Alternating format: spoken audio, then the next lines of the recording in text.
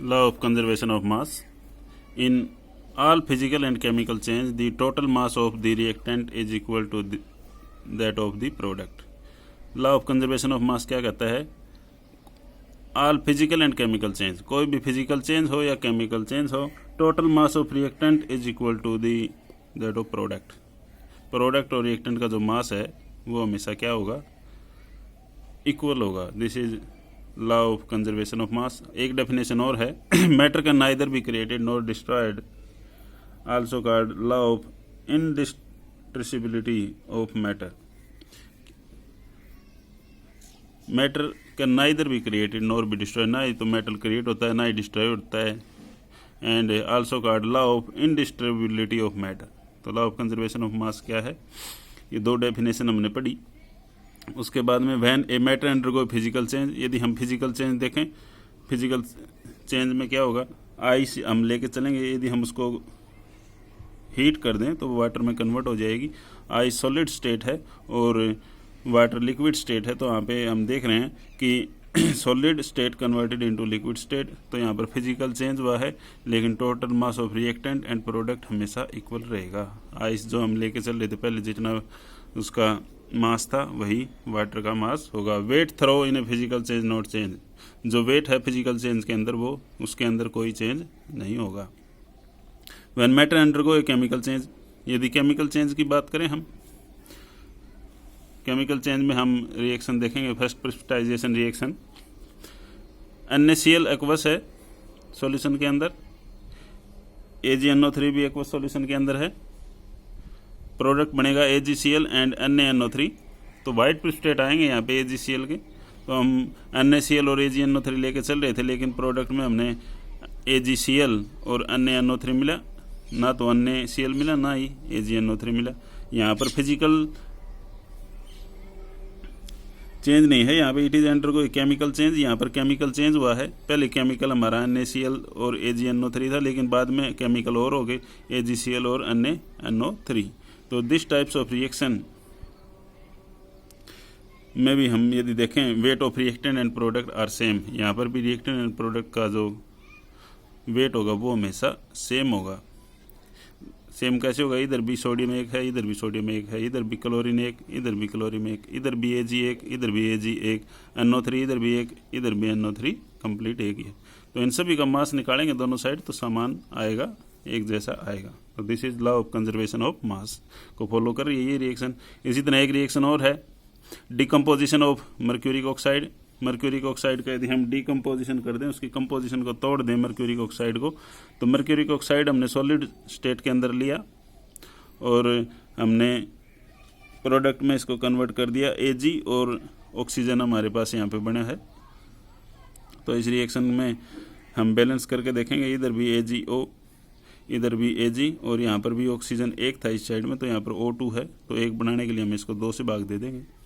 तो हम देखेंगे जो मर्क्यूरिक ऑक्साइड था 100 ग्राम था, मर्करी यहाँ पे 92.6, और जो ऑक्सीजन है मिला जो हमको है दिस इज 7.4. तो यहाँ पे हम दोनों को जोड़ेंगे, 92.6 और 7.4 को हम जोड़ें तो 100 आएगा, और इधर भी 100 है. तो दोनों तरफ in the above decomposition reaction matter in neither gain nor lost. तो ना ही तो मैटर गेन हुआ है ना ही लॉस्ट हुआ है. दोनों साइड देखो, 100 ग्राम इधर है, 100 ग्राम इधर है, इसको दोनों को जोड़ें, 92 और 7 99, और 0.4 और 0.6 100. Law of conservation of mass and energy, इसी के अंदर एक और लॉ आया है, it is also called law of conservation of mass and energy. Mass and energy are interconvertible, but the total sum of the mass and energy during any physical or chemical change remains constant. क्या कहता है? मास और जो energy हैं वो इंटरकन्वर्टिबल हैं, एक form से दूसरी फॉर्म में कन्वर्ट हो जाएंगे. मास एनर्जी में कन्वर्ट हो जाएगा, एनर्जी मास में convert, but the total sum of the mass and energy during any physical or chemical change remain constant. लेकिन टोटल जो चेंज है वो हमेशा क्या रहेगा? कांस्टेंट रहेगा. According to Einstein, mass is converted into energy according to equation E is equal to mc². एक scientist था, उसने बताया, एक इक्वेशन दी कि energy is equal to mc², where m is the mass lost और c is the velocity of light. फिर एक प्रॉब्लम हम लेके चलते हैं. 4.90 ग्राम of KClO3 when heated produce 1.92 gram of oxygen and the residue KCl left behind weight 2.96 gram. Show that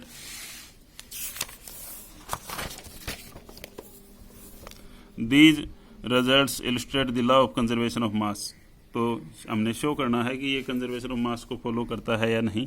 तो KClO3 लिया, इसको हमने हिट किया है, KCl और O2 के अंदर ये कन्वर्ट हो गया, 4.90 ग्राम KClO3 मिला हमको, और KCl जो रेजिड्यू बना है उसका 2.96 प्लस ऑक्सीजन जो O2 है वो 1.92 ग्राम है यहाँ पे। तो मास ऑफ KClO3 इज 4.9 ग्राम है। तो टोटल मास ऑफ प्रोडक्ट हम देखेंगे KCl plus O2 2.96 plus 1.92 gram, it is 4.88 gram. And change in mass delta M, change in mass क्या होगा, mass of product minus reactant, product का या reactant में जो ज़्यादा है उसमें से कम घटा देंगे।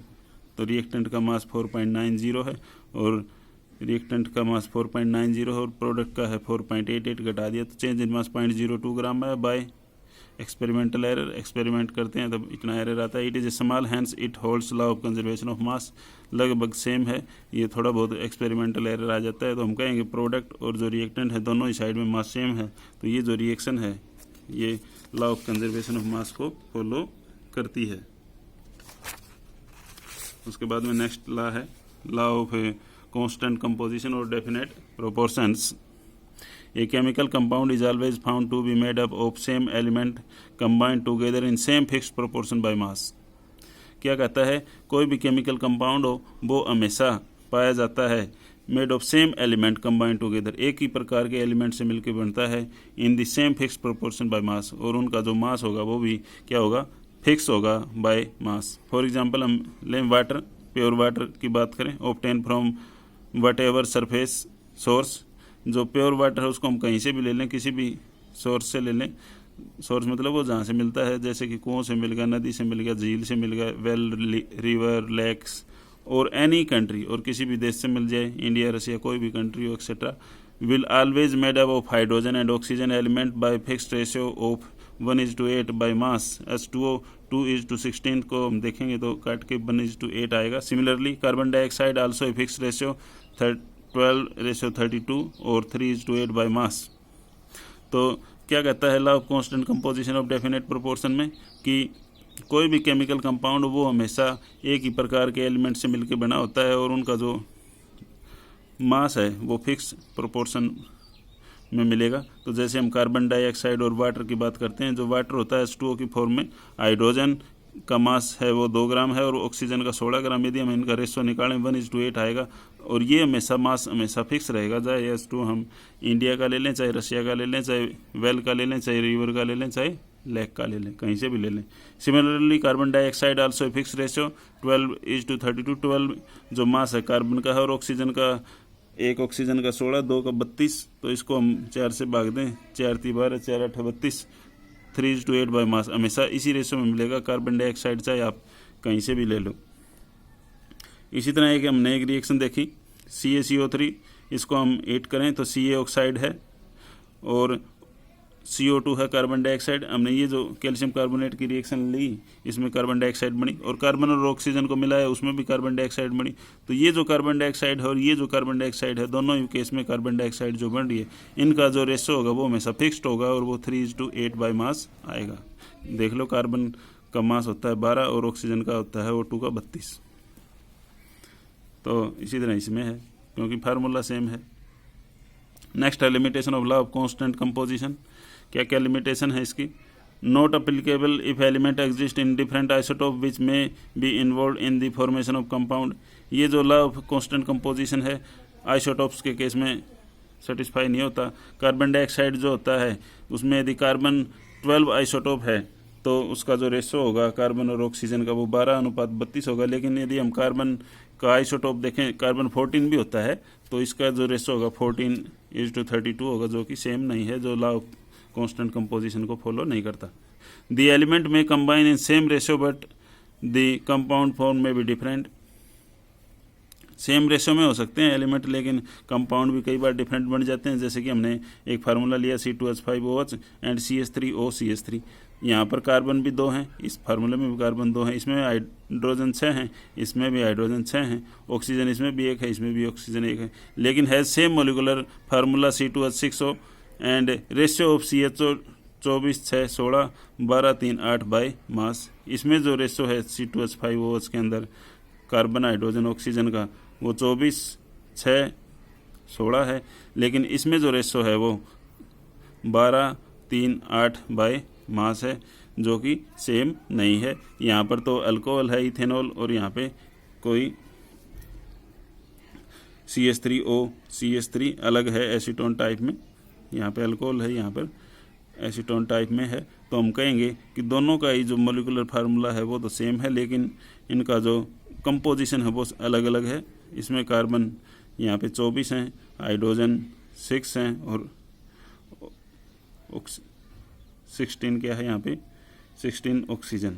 ठीक है, इसी तरह यहाँ पर CH3O CH3 की यदि हम बात करें तो इनका जो मास होगा वो क्या होगा 12:3:8 बाई मास। जो इनका जो रेशियो होगा वो हमने क्या कर दिया, इसको 2 से भाग दे दिया, 12 3 8 बाई मास।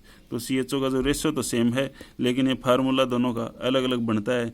जैसे कि हमने देखा था ऊपर कार्बन डाइऑक्साइड के केस में कार्बन और जो ऑक्सीजन थी वो अपना जो रेशियो था उनका 3:8 था, वाटर के केस में 1:8 था, लेकिन एक ही चीज़ बन रही थी हर जगह पे H2O और CO2। लेकिन यहाँ पे सेम रेशियो होने के बावजूद 2 अलग अलग कंपाउंड मोलिकुलर फार्मूले बन रहे हैं, तो हम कहेंगे कि this law of constant composition यहाँ पे फॉलो नहीं करता है। उसके बाद में है प्रॉब्लम एक और, 6.488 gram of lead combined directly with 1.002 gram of oxygen to form lead peroxide PbO2. Lead peroxide is also produced by lead nitrate, and it was found that the percentage of oxygen present in lead peroxide is 13.38%. Use these data to illustrate the law of constant composition. इनको हम use करते हुए constant composition के बारे में बताएंगे। तो solution देखो, step 1 calculation of percentage of oxygen in first. जो फर्स्ट जो केस है उसके अंदर हम ऑक्सीजन की परसेंटेज निकालेंगे, lead plus oxygen lead oxide. तो यहाँ पे जो लेड है 6.488 ग्राम गिवन है, O2 भी गिवन है 1.002 ग्राम, और PbO2 जो मिलेगा इट इज़ 7.490 ग्राम। क्योंकि हमको पता है दोनों साइड में मास सेम है, तो यहाँ पे 6.4 है तो ये 1.0 है, इनको जोड़ेंगे तो ये लगभग आएगा 7.490। Mass of peroxide form it is equal to 6.488 plus 1.002 7.490। ये यहाँ पर हमने लिख दिया। तो ये क्या कहता है, 7.490 gram of PbO2 contain oxygen. इसके अंदर ऑक्सीजन कितना है 1.002, तो 1 ग्राम में निकाल लेंगे डिवाइड बाई 7.4, और 100 में निकालेंगे तो गुणा में 100, तो ये परसेंटेज आ जाएगी। इसके अंदर कितनी ऑक्सीजन की परसेंटेज है, 13.38% आ गई। स्टेप 2 में हम देखेंगे compare percentage of oxygen in both experiment. In first experiment 13.38, in second experiment 13.38। जो फर्स्ट एक्सपेरिमेंट था उसमें भी इतनी थी, और जो सेकंड जो एक्सपेरिमेंट था उसमें भी इतनी है। Since percentage composition oxygen both the samples of PbO2 is identical, hence follow the law of constant composition. तो इसलिए वो लॉ ऑफ कांस्टेंट कंपोजिशन को फॉलो करता है। तो क्वेश्चन यही था कि भाई बताओ कि ये जो लेड ऑक्साइड बनता है lead nitrate and it was found that percentage of oxygen in lead peroxide 13.38. use the data illustrate the law of constant composition। तो ये हमने लॉ के बारे में पढ़ा जो कि इसको फॉलो करता है लॉ ऑफ कांस्टेंट कंपोजिशन में। दोनों ही केस में जो परसेंटेज है वो ऑक्सीजन की सेम है। नेक्स्ट लॉ है law of multiple proportion. Dalton ने दिया था 1804 में। When 2 element combine to form 2 और more chemical compound, the mass of one element which combine with a fixed mass of other bear a simple ratio to one another। क्या कहता है, जब 2 element combine करते हैं 2 और मोर केमिकल कंपाउंड जब बनाते हैं, तो mass of one element which combine with a fixed mass of other bear a simple ratio. तो वो हमेशा क्या होंगे, सिंपल रेशियो में होंगे। जैसे कि एग्जांपल से समझें, compound of carbon and oxygen, carbon combine with oxygen it form carbon oxide CO and CO2। ratio of oxygen carbon is CO and CO2 is 12.16, 12 is to 16, 12 is to 32. These masses of oxygen bear simple ratio.